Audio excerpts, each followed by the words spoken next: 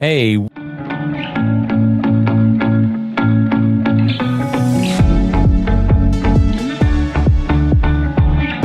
welcome to the Fitness and Life podcast. The Fit Business and Life podcast is brought to you in partnership with Sharp Fit for Life and the Business Body Network, improving the performance and transforming busy, overweight professionals, business owners, and consultants along with their teams to become fitter, happier, and more confident.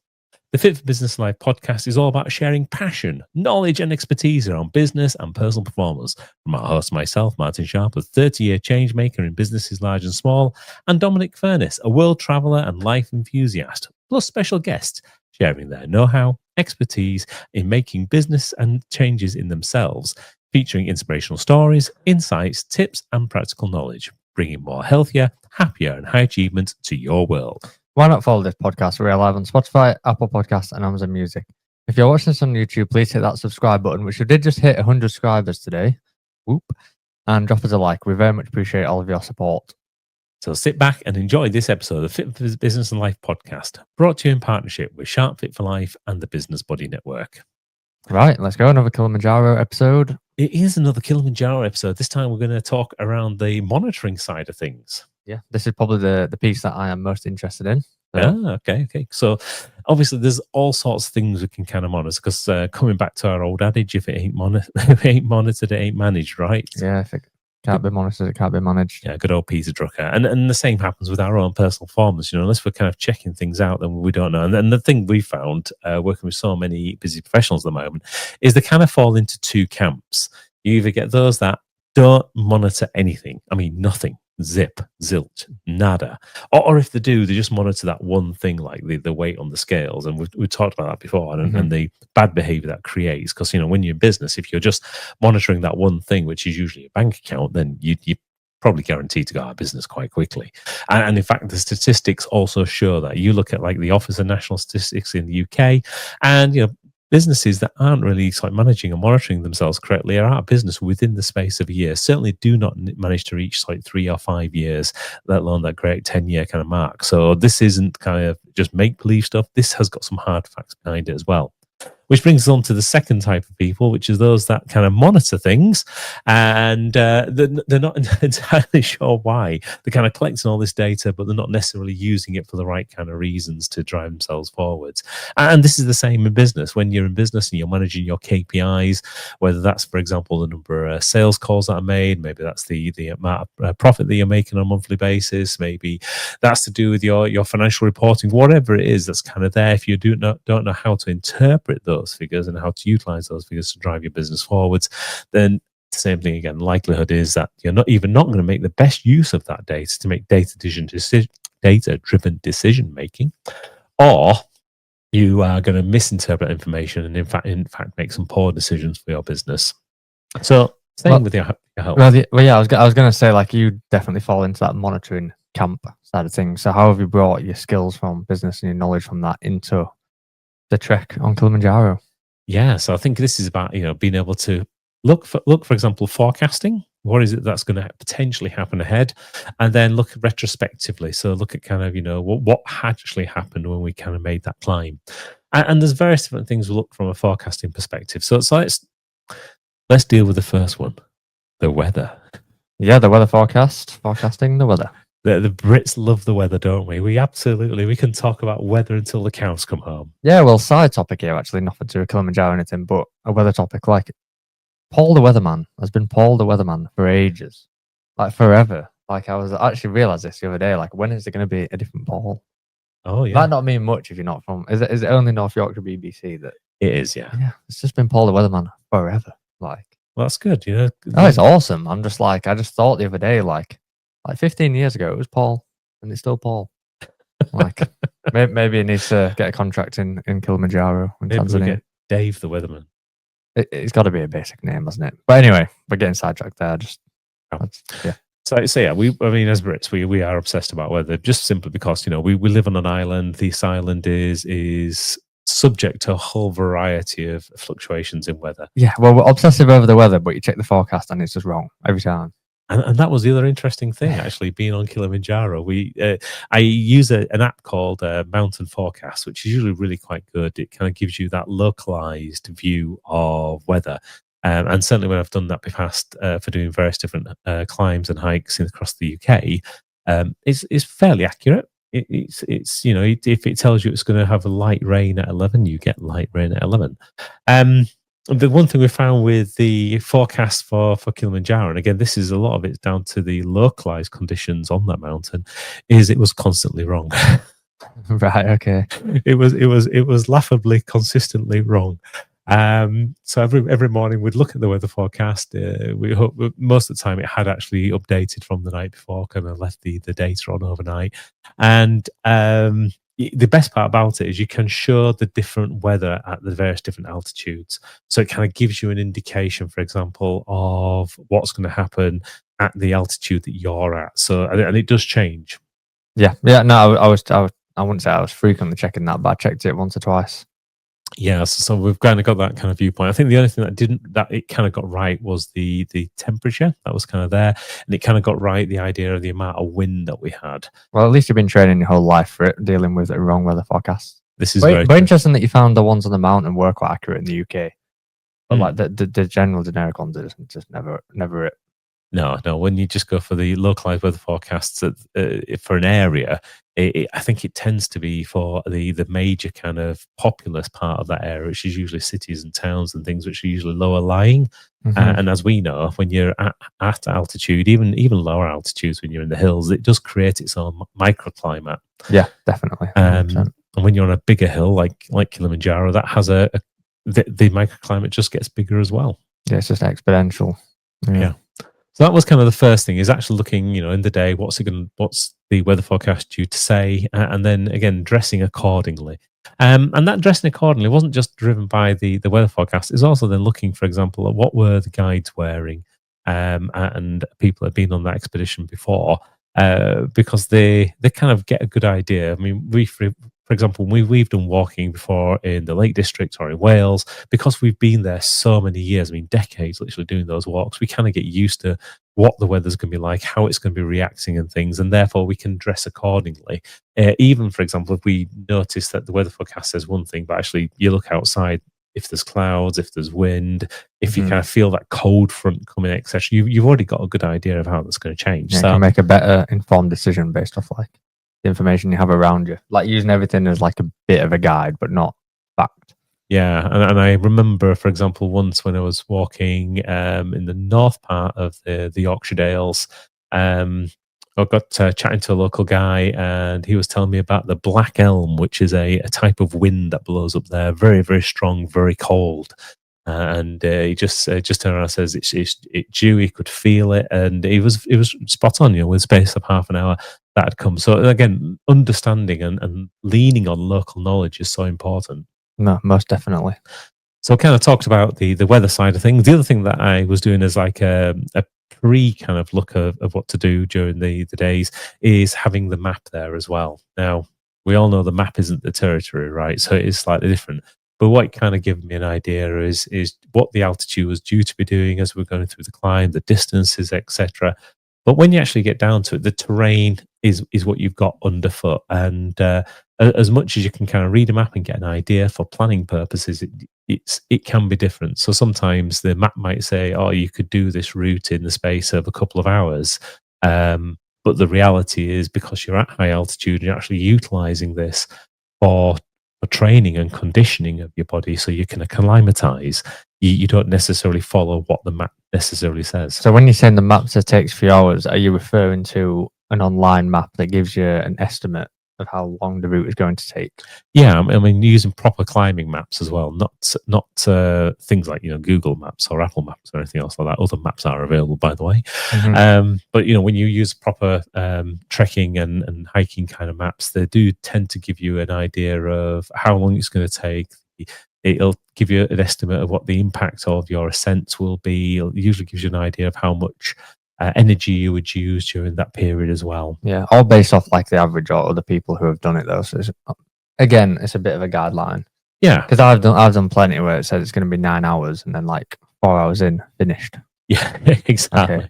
But then the flip side, I mean, I guess I'm going to presume it's you plan the routes ahead, like you're going with guides and stuff. You're not going to lose the path, so you're not going to lose the time that way.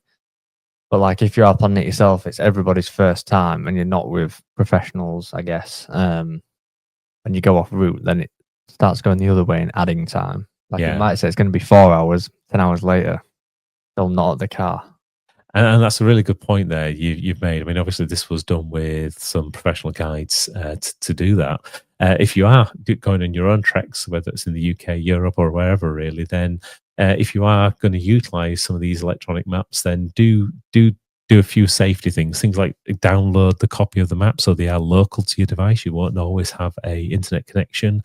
Make sure you take spare batteries for your phone, and my personal favorite is take a paper map if you can, because then if all else fails, at least you've got a way of being able to navigate afterwards. Because the number of times we've been hiking in the hills and we've had to rescue people because they've got themselves lost or confused or disorientated, or they've come out with Google Maps and it doesn't have an internet connection or whatever. Yeah, I've just been a bit too fatigued. Like you should probably do your research on like the level of mountain you're doing versus your level of fitness too, just to make sure you can safely ascend and descend, and not going to be too tired. I always think of it a bit like when you're a lot younger and like you ride your bike, like you forget that you have to come back.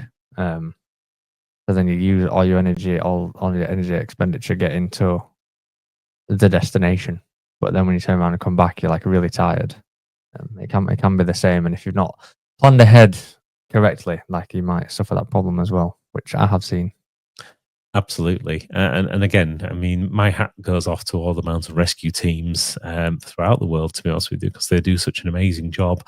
And in some cases, it's for people that have either gone out and they've not prepared, they've not got the fitness level, they've misread the conditions, etc., for their case of their ability. And it's not always massive kind of trauma where someone's kind of fallen down the side of a mountain. It could be something as simple as they've just got tired, or something as simple as they've kind of rolled their ankle and therefore they can't walk anymore. And these guys, they have to go out in whatever conditions and being able to deal with that. So again, Yeah, tough as old boots, those people. Yeah, and when we're on Kili, obviously we had the experience where one of our team had to be airlifted off because similar kind of thing. I mean, it wasn't a case of they weren't prepared and hadn't put the effort in. They were prepared and they could have finished the mountain, but the mountain took that away. They slipped on a part of the path that kind of crumbled beneath their feet. Their feet kind of went in one direction, the knee and leg went in the other direction, and before you know it, they were in a position they couldn't continue their climb. So it's even when you put all of the effort in and you do all things right, the conditions might change. You've just got to have that awareness of what you can do to actually take yourself out of it. Yeah, and I guess just for that scenario, like important ahead of time that you are around people that have the knowledge yourself of how to contact these mountain rescue teams. I mean, only use it if it's an absolute necessity, of course. But Yeah, good to know that you can contact them. absolutely. And likewise, I mean, make sure you've got the adequate cover on your insurance, etc., that you require. Take your paperwork with you and things. These are all kind of preemptive stuff that you can be there and be prepared for, while not necessarily specifically monitoring. I think actually it's a great place to kind of bring this in, because actually I think so, there's yeah. such a necessity, really. Yeah, definitely. Because you just don't want to be like caught short or something like that. Yeah. Better to have something and not use it than just be left stranded on a mountain, basically. Yeah. Have it and not need it, rather than need it and not have it. Yeah, that's a good way to put it. Yeah, and that's definitely the case with regards to even things like, for example, travel insurance, where you've got it for coverage, especially if you're doing like big treks and things, and making sure the coverage is adequate to what you're going to be doing. So when we're doing Kilimanjaro, we need to make sure that the insurance actually covered us for high altitude, because most travel insurance will stop at about 4,000 meters, and this was like 5,800, and it had to include things like being airlifted off the mountain as well. So things like that's important. And likewise, take an electronic copy. Absolutely, everyone carries the phones these days, but take a paper copy as well, because there's nothing to say you're on that mountain and for some reason you can't get access to it. Something locks, some security setting happens, and it's in those moments where you're thinking, "Oh God, I desperately needed it," and you just can't get access to it. So just even simple things like just printing out the couple of pages that kind of give you the information of who to actually contact, your policy number, it'll just save you so much trouble and heartache if you do actually need to get access to that. Well, should we talk about monitoring equipment? As in, I'm not talking about wearables just yet, but I'm sure we'll go into that. But more like maybe monitoring like the state that your equipment's in. So we already talked about in like a previous episode about your equipment list. Again, there's a video of that on YouTube if anybody's interested in looking at that on our channel. But yeah, like I imagine like you need to make sure on the daily that your kit is ready to use the next day. And I don't just mean like it's got a rip in it, like it needs to be dry, wearable and as clean as it can be. I know in a past episode we touched on like taking the boots off at the door to the tent and making sure that everything was arranged the day before. Did you have a process of monitoring or specific things to look at and check for? Saw on one of the YouTube shorts and reels, etc., that you posted that actually on the plane your water bottle split. So I needed to replace that. So yeah, if you could just give me some insights on monitoring that stuff. Yeah, I mean, keep an eye on the equipment. The equipment is what's going to get you up the mountain. I mean, with some things, for example, if you're having to wear a t-shirt for an extra day because one's ripped or one's got wet or whatever else happens, then you might be slightly smelly or slightly more uncomfortable, but it's not necessarily going to be too much to your detriment. But important to have a spare, I guess. Oh, yeah. Otherwise, it would be to your detriment. Yeah, but again, I'm just saying, if you had to wear the same one because your spare kind of got wet or whatever. But trying to dry things is kind of a bit of a big issue, especially if you've kind of got a wet days. And again, some days on the hills it will be wet. So trying to keep your kit nice and dry is essential. And again, that kind of bit of pre-planning, you just hinted about the kit list, etc. Putting things into different kind of dry bags, you then know what's in which one. And if something, for example, one gets spoiled, you've still got the others that you can still utilize. So again, that's more probably on the pre-planning side of it. But from a monitoring perspective, yeah, I mean, it's to double check everything, make sure you have kind of put everything away at the end of the day. When you're kind of getting things out, get the bits out that you do actually need. Try and make sure that you kind of create that kind of process around it so that you've not left things behind. So I think one of the things that I've always tried to live my life by is everything has a place and everything in its place. So if you can kind of then have that in the back of your mind, so things go back into a certain place inside your bag, inside your pockets, etc. It just makes it that little bit easier. And then when you kind of do that final check before you do make that walk out, you've got everything, because you can just very quickly just run your hands over what you've got in your pockets. You can know what's actually in your bags and things. That's a very good technique, and thank you for sharing. No, you're absolutely welcome. But let's get on to the personal performance pieces. So yeah, this is the good bits. This is the gubbins. Yeah, let's talk about wearables. I think so. There's some things that we will track that you won't wear the rails with. So, for example, tracking that you're eating enough, you're drinking enough, etc.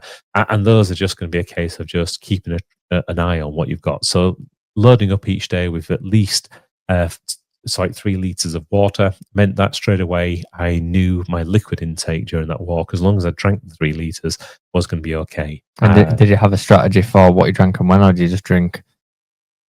So did you drink when you were thirsty, or were you like every 30 minutes I'm gonna have a sip? It was just constantly sipping.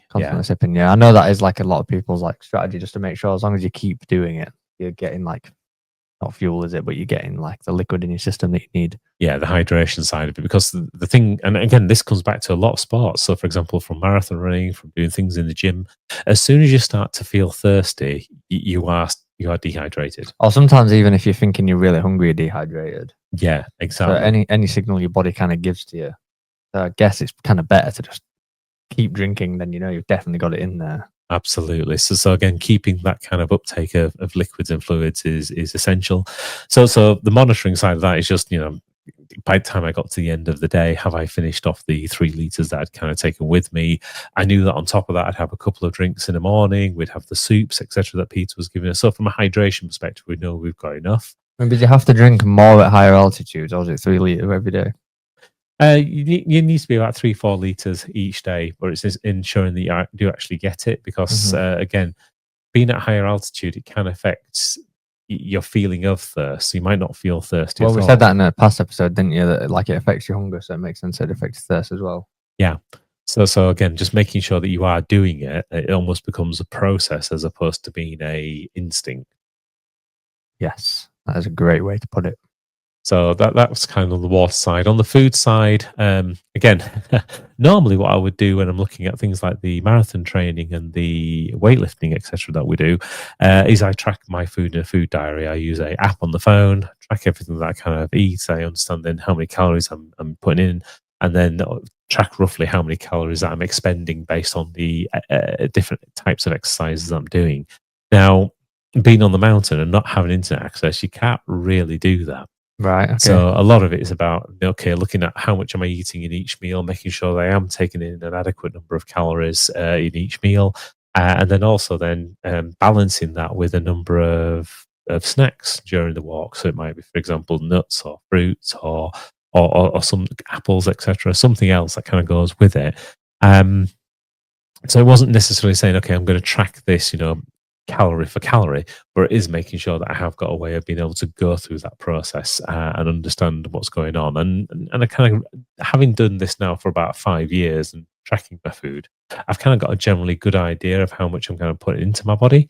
And then it's just a case of not going too excessive and certainly not going under. Because again, one of the other kind of key things is to make sure we've definitely got the fuel there, not only for the energy required, but also then to keep the mind in a positive state as well. Yeah, and would you mentioned on the mind been in a positive state there? Like, did you is it still possible to kind of self-reflect on how you actually feel, or is it all purely like method?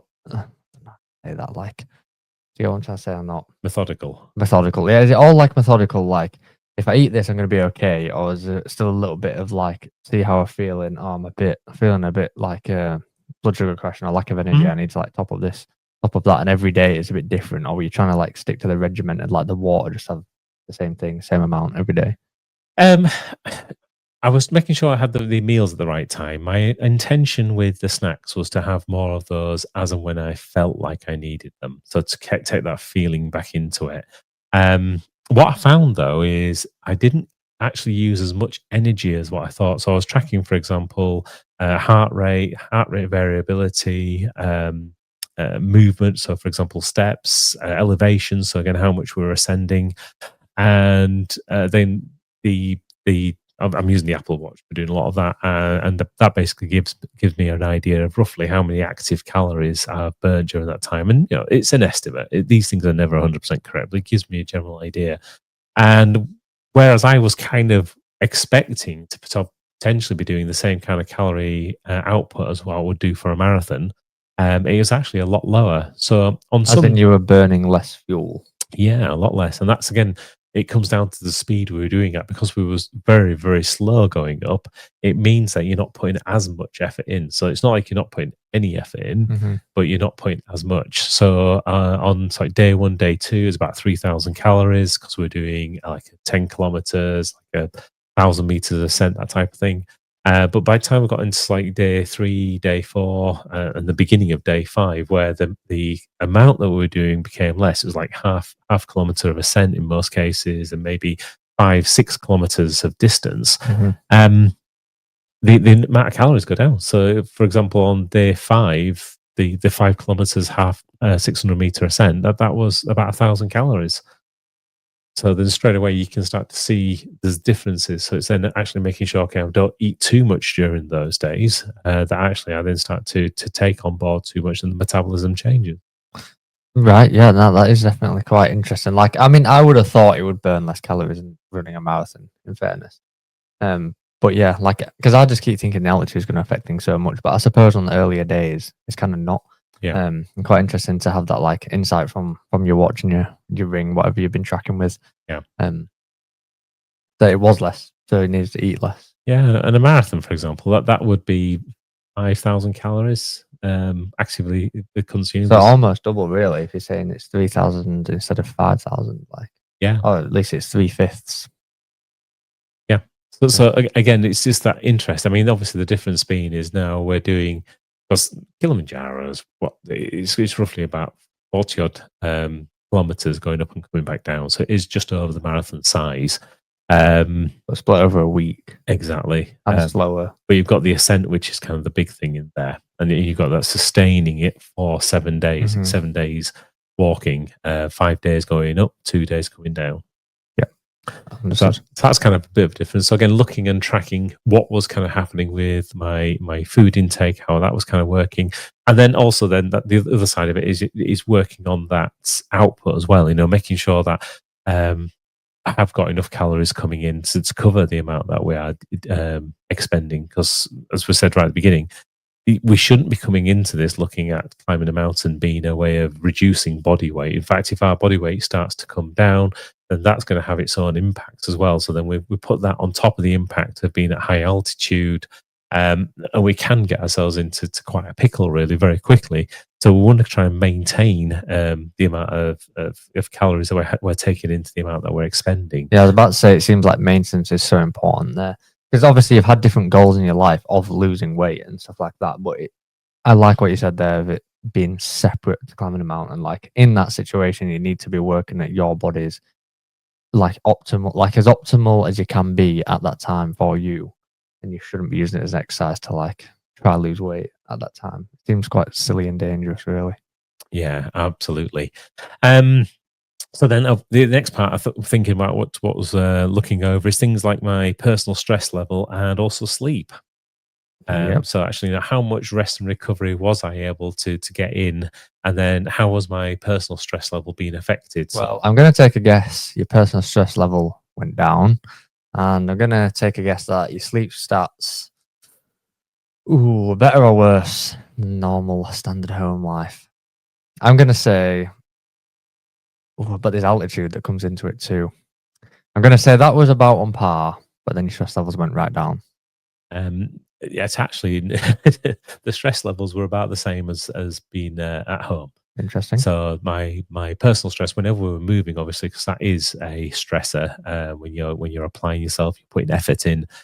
So that was high. So that was expecting exactly like I would do if I was going out for a run or going down the hills here. But my heart rate and the way my body physiologically kind of responded to those rest periods, it didn't drop down as far as I would have expected. Certainly in those first few days, in fact, it took until about day 3 where some of those figures started to drop back into my normal range. And is that positive or a negative thing? I'm a little confused there. Well, I think it kind of shows that the high altitude was actually affecting me physiologically, and Right, therefore, okay. So not just mentally, it was like physiologically having strain on your body. yeah. So sorry to interrupt again, but that's the same thing. Like on an aeroplane, like I haven't done this, but I've heard if you do keep your fitness trackers on the aeroplane, they're basically your body's going bonkers, even though like you feel pretty normal, which is like your experience for the first few days where you're feeling all right. But then I guess like by having means to track it, it was actually like your brain was okay, but your body was going through some chaos. Yeah, absolutely. And again, coming back to the fact the first day, obviously at high altitude and with stomach problems, but then that kind of solved by the second day. And then again, by day 3, my markers started to come back down to normal. So again, from that stress level perspective, it was just starting to relax. And you could see, for example, on an evening when we were in that kind of rest state, they were starting to relax. And the same was happening with my sleep. So the first couple of nights, my sleep was dreadful. It really was. And I could see the sleep score starting to plummet. The heart rate variability became less variable. So again, that shows that you're in a kind of a stress state. But by the time we got to like day 4, day 5, things started to get better. So again, we could start to see those. And definitely when we came down off the mountain on like the end of day 6, that night sleep in higher oxygen, it was chalk and cheese in comparison to what you were seeing. It was absolutely solid sleep, no disturbances, good amounts of deep sleep, good amounts of REM sleep in there. Heart rate variability went up again quite significantly. So again, showing that kind of response, bringing the parasympathetic nervous system and things. So understanding and seeing actually and tracking back to what actually those responses were, and then saying, yeah, actually that's what I was expecting. It was a good thing. So wasn't there anything there that I was not expecting to happen? Well, that's cool. So piecing together from what you just said now and past episodes, it seems that like these things that you have been monitoring, like your heart rate, etc., like changed quite dramatically, dropping below or going above baseline, whichever way you want to look at it, up to like day 3, like you had the stomach problems and stuff, and then from that perspective, like, it seemed to level out, and even when you was at the top having the problems of, like, having the quite severe altitude sickness, I believe you were saying before that, like, these things, like, still remained at, like, a usual baseline or the new baseline that you'd created for climbing the mountain despite feeling dreadful, and then as you're coming down, it's all just getting better and better and better, and going back to, like, your old baseline.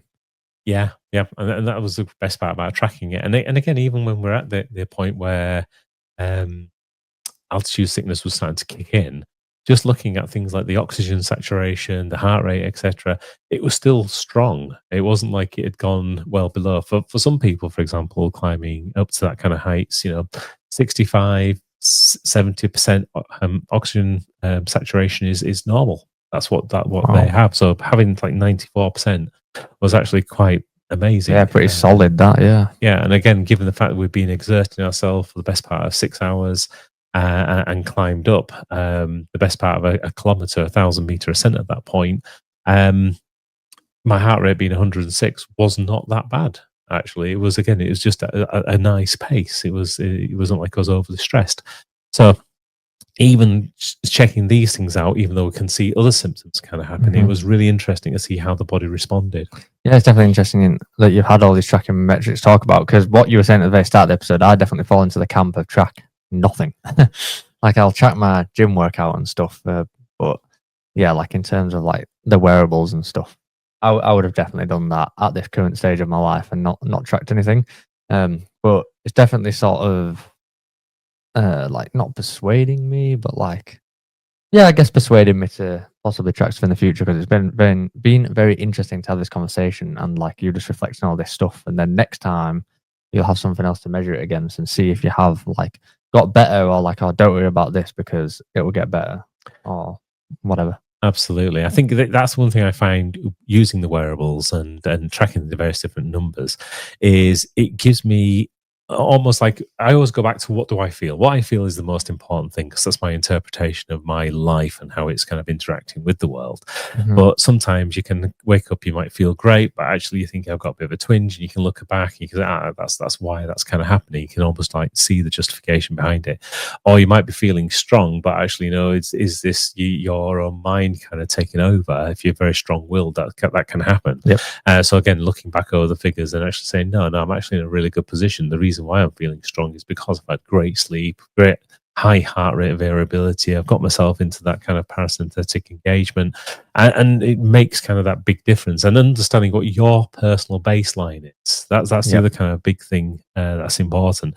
Because some numbers they are more objective. So, for example, heart rates and things like your oxygen saturation. For the vast majority of people, there are exceptions. There always are, but you can almost say you have to have this range to be, fat burn. You have to be at this range to be in your endurance kind of area. If you go to this range, that's actually kind of danger zone if you maintain it there because it's at such a high rate for your body's type. Mhm. Same with oxygen saturation. You need a certain amount of oxygen in your body to live. I mean, it's just that simple. But other things, for example, like heart rate variability, there isn't a solid figure that says it has to be this. It is actually down to the way that your body works. So understanding and baselining what you have right now when you're in a normal state, and then when you do go something that's extreme, you've got something then to start to say, okay, how far away from normal am I? And actually track it then over time. Is it something that's getting better? Is it getting worse? And that's one of the things that I found was really quite interesting. So I instantly saw it get worse as we got the first day or two up the mountain, which is what I was expecting. I was expecting it to constantly get worse, but actually seeing that turn where actually you can see the body adjust to high altitude, and then the numbers start to get better again. It's like, oh, okay, right, I can actually see how this is working. And if you've got a curious mind and you like to kind of dive into things like this, it's a really nice thing to do. No, that is really, really cool, and thank you for sharing your experience and expertise in that field. And yeah, like, I look forward to, like, on your next trip, seeing what it comes back as, like, another monitoring episode. Absolutely. Well, that'll be another trip, another adventure, or another race. You never know. Yeah. In the meantime, as always, big thank you to everyone for taking the time out to listen to this episode of the Fit for Business Life podcast. The Fit for Business Life podcast is brought to you in partnership with Sharp Fit for Life and the Business Body Network, helping busy professionals and their teams become healthier, happier, and more higher achieving in business and in life. If you'd like to join us as a guest or just get in touch to know more about the topic covered, then we'd love to hear from you. Simply email hello@sharpfitforlife.com. Once again, thank you for listening to the Fit for Business Life podcast. The Fit for Business Life podcast is produced and presented by Wax Tie Limited. Copyright is applied.